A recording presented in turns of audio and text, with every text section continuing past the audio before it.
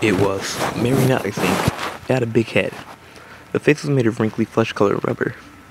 The eyes were gigantic, bulging white with red pupils. The hair was black, made of some hard substance that didn't mesh with the rubbery head. The teeth were gigantic, pure white, and capable of moving up and down. The body and limbs were wooden, painted to resemble clothes, but the paint was faded. You could see the wood's natural brown in some places. Each arm and leg was a different length, but the hands and feet were pretty detailed. It made a loud clattering sound whenever it moved. That puppet followed me. I don't mean it got up and chased me. I meant it kept showing up in my life. My earliest memory of it is from my first birthday. I obviously don't remember the full details of the day, but I remember my parents singing happy birthday and the puppet. I don't know what it was there for. I just remember it scared me to death, and I couldn't stop crying. When I was able to talk, I asked my parents about it, and they said nothing like that happened on my first birthday. They must have not have thought lying about it would make things easier for me. The next time I saw it, I was around 3. I was exploring a room filled with old stuff my parents had stored away, and I found a calendar, but I don't remember the year. There was a photo for each month, but the only one I remember was October. That puppet was the image for it. I got scared and ran out of the room. I told my mom and tried to show her the calendar so that she'd know that the puppet was real, but I couldn't find it.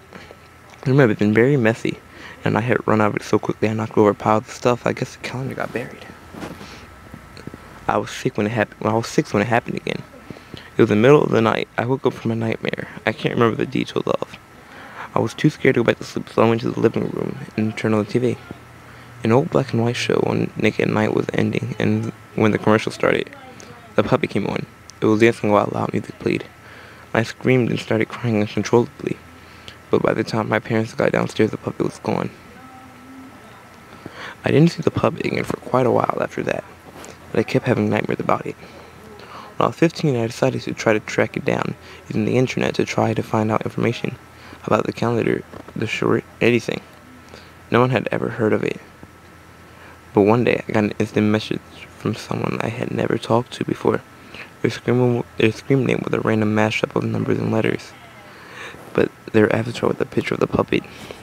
They IM'd me. Glad you still remember me. Then immediately signed off. They never contacted me or came online again.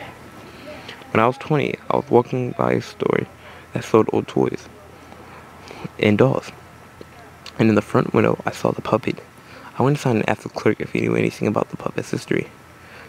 When it was made, where it was from, anything. He didn't.